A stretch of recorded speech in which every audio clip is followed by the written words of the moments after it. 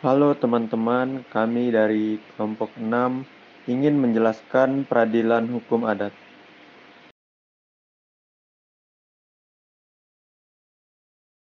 Pengertian peradilan hukum adat.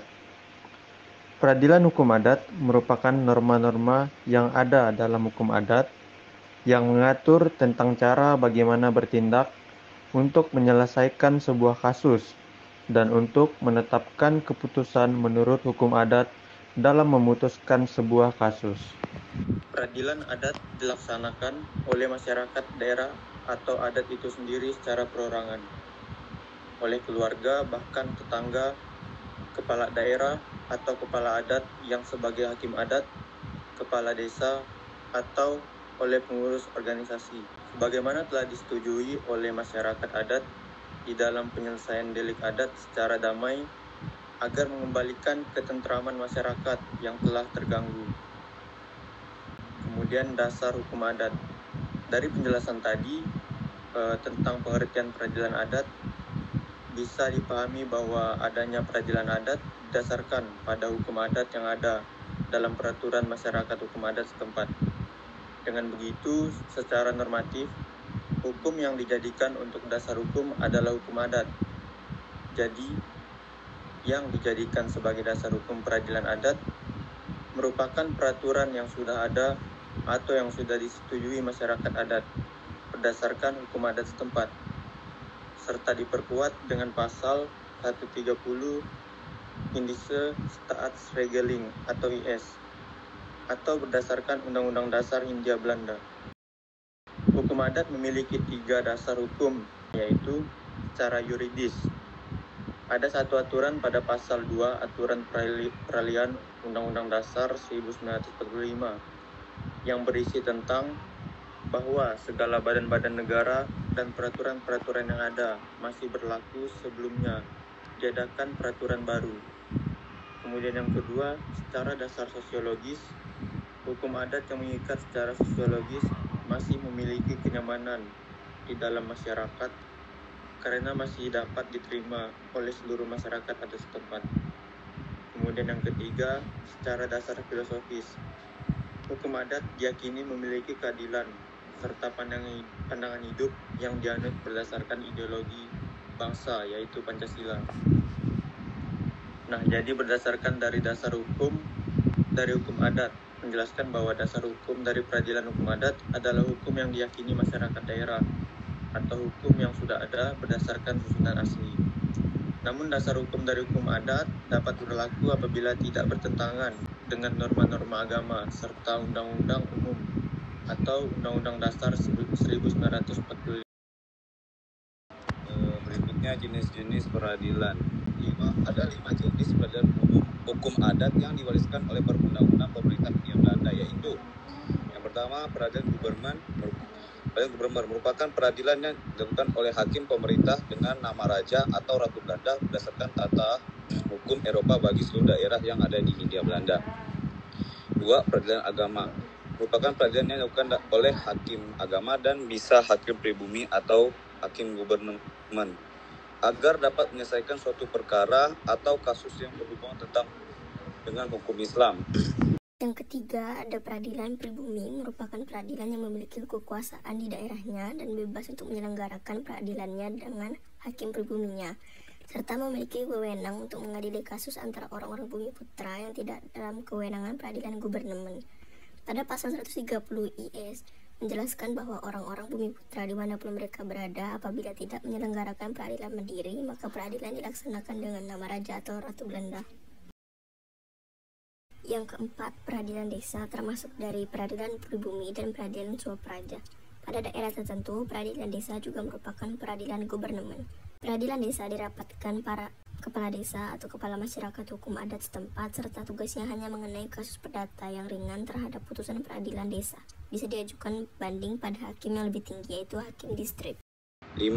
Peradilan swapraja memiliki kekuasaan otonomi pada wilayah-wilayah swapraja berdasarkan kewenangan pada peradilan, sehingga wilayah-wilayah swapraja zaman Hindia Belanda memiliki peradilan sendiri. 4 daerah swapraja seperti Kesultanan Yogyakarta, Pakualaman Yogyakarta, Kesunanan Surakarta, dan Mangkunegaraan Surakarta. Pada tahun 1907, Pakualaman Yogyakarta lepas dari kekuasaan mengadili. Maka peradilan agar kaula daerah Swapraja Pakualaman diberikan kekuasaan peradilan Guberman untuk 3 daerah yang lainnya tetap berjalan, sehingga dihapuskan pemerintah Indonesia dengan adanya Undang-Undang Darurat Nomor 1 tahun 1951 yang menegaskan tentang aturan susunan serta kekuasaan pengadilan. Kemudian, peradilan yang menerapkan hukum adat. Dari kelima peradilan di atas yang masih menerapkan hukum adat atau hukum yang sudah menjadi kebiasaan masyarakat setempat adalah peradilan pribumi dan peradilan desa serta peradilan Swapraja. Dari ketiga peradilan ini masih menerapkan atau masih berpedoman pada hukum adat sampai sekarang. 1. Peradilan pribumi merupakan peradilan yang dilakukan hakim Eropa juga hakim Indonesia, tidak dengan nama raja atau ratu, serta tidak berdasarkan hukum Eropa, namun berdasarkan hukum adat yang ditetapkan residen dan disetujui oleh Direktur Kehakiman Batavia. Yang melaksanakan peradilan pribumi diantaranya ialah Aceh, Riau, Maluku, Sumatera Barat, Lombok, Jambi, Palembang, Kalimantan, Sulawesi, Tapanuli, Manado, dan Bengkulu. Peradilan desa adalah peradilan sederhana dengan cara pelaksanaan atau cara berpikir berdasarkan pengetahuan masyarakat desa. Pada peradilan desa ada yang namanya hakim perdamaian desa. Hakim perdamaian desa ini adalah istilah untuk kalangan akademis yang dianggap khusus untuk tugas tertentu, mempunyai kantor seperti hakim pada umumnya. Peradilan Swapraja dilakukan oleh Ketua Swapraja. Peradilan Swapraja pada umumnya ada di setiap kabupaten Pakue Alam serta Swapraja Pontianak. Adanya peradilan Swapraja diakui pemerintah Hindia Belanda berdasarkan Zelfebristus Reglen 1938 atau Lens Kontak kepada berbagai Swapraja. Peradilan ini terdapat pada wilayah Jawa maupun Madura serta terdapat pada daerah seberang. Aturan untuk mengadili berdasarkan pada hukum material dan hukum formil ditetapkan oleh ketetapan residen setempat setelah berdiskusi dengan Swapraja yang bersangkutan serta telah disetujui oleh Departemen Van Justiti.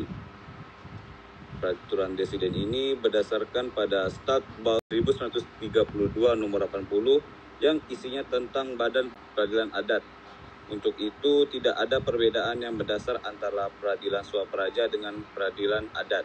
Namun hanya terdapat perbedaan kecil, di antaranya ialah masalah kewenangan penguasa yang hanya bertindak sebagai penasihat dan bukan sebagai ketua rapat. Putusan dalam perkara hukum adat. Putusan-putusan hakim dalam perkara hukum adat terbagi menjadi 8 sebagai berikut. 1. Suatu putusan yang menyamakan dimaksud adalah putusan seorang hakim terdapat persamaan dengan putusan hakim yang terdahulu, menyelesaikan suatu perkara yang sama. 2. Suatu putusan yang menyesuaikan pada putusan ini, seorang hakim memutuskan yang di dalamnya terdapat penyesuaian pada kaidah-kaidah hukum adat atau tradisional. 3. Suatu putusan yang menyimpang pada putusan ini, hakim memutuskan yang dalamnya terdapat penyimpangan pada kaidah-kaidah hukum adat yang ada di daerah setempat atau yang berlaku. 4. Suatu putusan yang menyampingkan, artinya putusan hakim menyampingkan dan menyisihkan suatu kaidah hukum adat yang ada di daerah setempat atau yang berlaku. 5. Suatu putusan hakim yang mengambil jalan tengah. Pada putusan ini, hakim mengambil putusan pada jalan tengah karena ketidakjelasan di antara keterangan kedua belah pihak. Yang keenam, suatu putusan yang mengubah artinya dalam putusan hakim mengandung isi yang mengubah kaidah hukum adat yang lama maupun hukum adat yang baru. 7. Suatu putusan hakim yang baru yang menggantikan suatu norma atau aturan kaidah hukum lama yang sudah tidak sesuai lagi. Yang ke-8, Suatu putusan yang menolak artinya putusan hakim menolak gugatan dari pihak perkara dikarenakan tidak pada tempatnya. Sekian penjelasan dari kelompok kami. Atas perhatiannya kami ucapkan terima kasih.